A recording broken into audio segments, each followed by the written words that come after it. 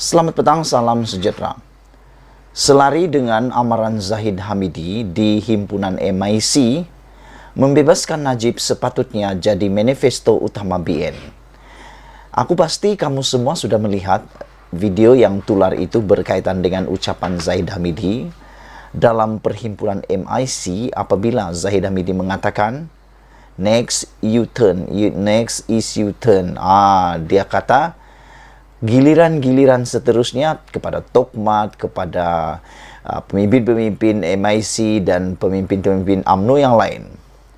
Apabila tular video itu, ramai orang menganggap, mempunyai persepsi, menyatakan bahawa tujuan PRU 15 diadakan adalah untuk menyelamatkan diri Zahid Hamidi dan geng-geng kluster mahkamah yang lain daripada pendakwaan di mahkamah.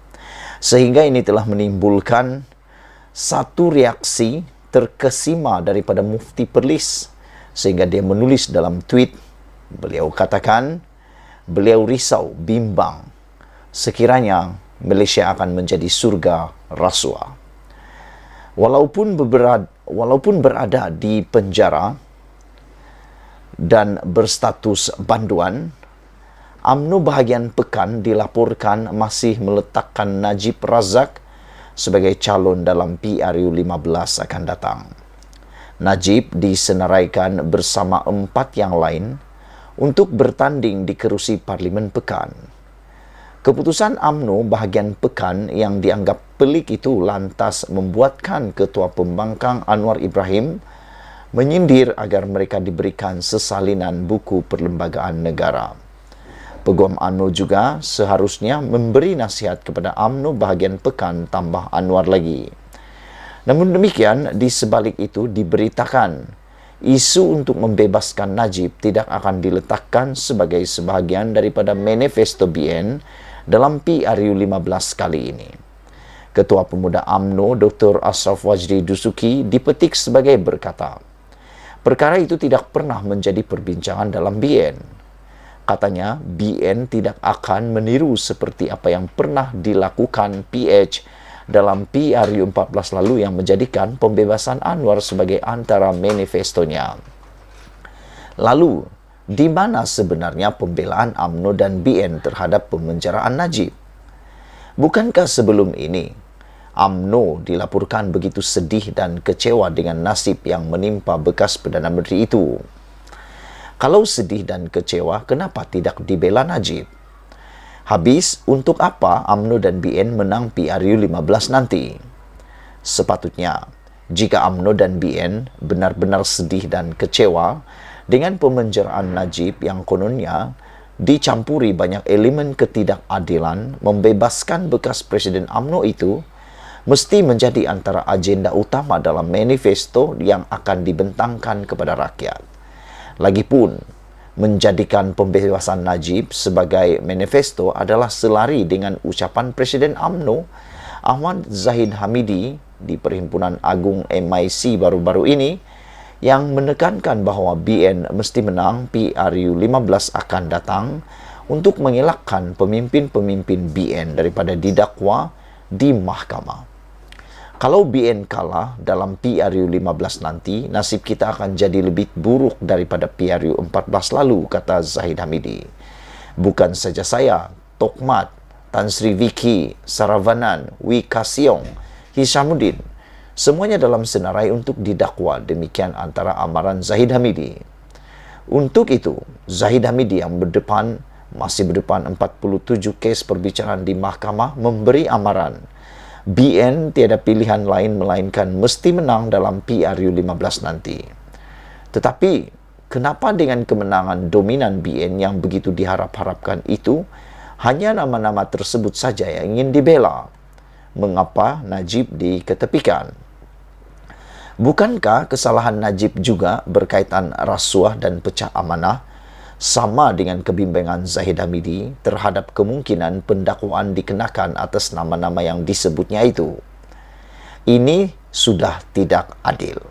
Ini sudah tidak adil. Ataukah ini membayangkan jika selepas BN menang nanti, Najib akan terus dibiarkan berada lebih lama dalam penjara supaya yang berkuasa di luar tidak tergugat kuasa mereka. Ditulis oleh Sabudin Hussein. Sekian dulu untuk kali ini. Jangan lupa tinggalkan komen Anda, tekan butang subscribe. Selamat petang, salam sejahtera. Hari ini Rosmah Mansur tampil selepas lama berkelana dalam gua.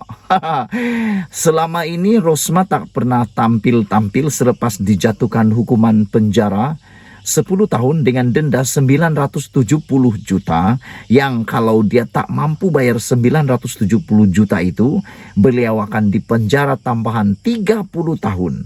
Rosmah akhirnya hari ini tampil membuat satu kejutan kepada Mahkamah Tinggi apabila beliau merayu mengatakan bahwa beliau tidak bersalah. Wah, siapa yang percaya Rosmah tak bersalah? Angkat tangan. Angkat tangan ramai-ramai. Rosmah mengemukakan 127 alasan mengapa beliau tidak bersalah dalam kes perbicaraan tenaga solar hibrid melibatkan sekolah di pedalaman di Sarawak yang membabitkan jutaan ringgit, bilion ringgit. Saudara-saudara, Rosmah kata di dalam rayuan tersebut bahwa beliau adalah seorang sekadar istri seorang Perdana Menteri dan beliau tidak punya kuasa untuk meluluskan sebarang projek kerajaan, katanya di dalam rayuan tersebut. Itu sebelum kita ulas juga. Yang kedua, Rosmah kata bahwa keputusan mahkamah menjatuhkan hukuman terhadapnya adalah tidak adil kerana menurut Rosmah Mansur, hakim yang menjadi hakim kepada perbicaraannya menurut Rosmah Mansur adalah hakim yang tidak adil dan berat sebelah. Aku rasa memanglah semua orang yang sudah dijatuhkan hukuman ni, dia pasti tak puas hati dengan hakim kerana hakim yang menjatuhkan hukuman itu. Dan aku hairanlah kenapa hakim tu pula dituduh tak puas hati, tak berat sebelah pula. Jadi makna kata, siapakah hakim yang boleh dikatakan tak berat sebelah? Rosmah boleh pilih ke sendiri siapa hakim tu. Dalam Malaysia ni hakim tak boleh pilih-pilih. Takkanlah nak pilih hakim yang berat sebelah pada pensalah pula kan. Rosmah dah sah salah kerana terlibat di dalam rasuah tersebut menurut Mahkamah Tinggi dan telah dijatuhkan hukuman pun penjara 10 tahun dan denda 970 juta tersebut yang kalau tak mampu bayar akan dipenjara 30 tahun. Dan aku rasa kalau dua-dua itu berjalan serentak 10 tahun campur 30 tahun penjara 40 tahun dengan Rosmah yang sekarang sudah berumur 70 tahun ditambah tempoh di penjara sudah akan capai 110 tahun. Kalau Najib disibukkan oleh parti UMNO dan pemimpin-pemimpin UMNO untuk dilepaskan melalui pengampunan diraja, bagaimana dengan Rosmah? Adakah UMNO juga akan berusaha mendapatkan pengampunan diraja untuk Rosmah pula sekiranya Rosmah gagal di dalam dua lagi rayuan tersebut, yaitu di rayuan Mahkamah Rayuan dan Mahkamah Persekutuan? Selain daripada itu, Rosmah kata di dalam rayuannya, beliau tidak mempunyai kuasa untuk meluluskan projek.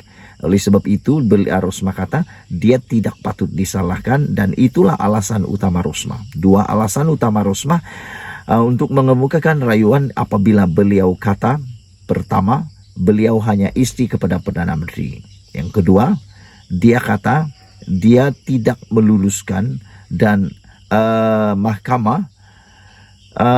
hakim mahkamah berat sebelah kepadanya. Nah, sebelum itu kamu tinggalkanlah komen kamu tentang Rosmah Mansur nih. Kamu rasa kamu setujukah dengan alasan Rosmah tuh? Yang pertama, hakim berat sebelah. Yang kedua adalah apabila Rosmah kata dia tidak punya kuasa. Memanglah siapa kata dia ada kuasa? Memang dia tak ada kuasa, tapi masalahnya Rosmah campur tangan. Nah, di situ dia campur tangan dalam membuat keputusan. Bahkan arahan-arahannya itu kadang-kadang seakan-akan dialah Perdana Menteri. Wow, hebatnya.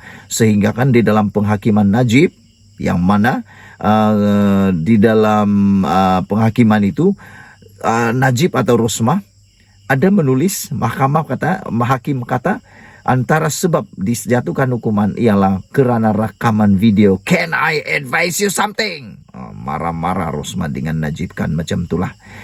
Tinggalkan komen kamu, jangan lupa tinggalkan komen Anda tentang isu pada kali ini. Aku harap keputusan akan memihak kepada yang benar. Malaysia kita punya, kita jaga sama-sama cintai Malaysiaku. Bye-bye.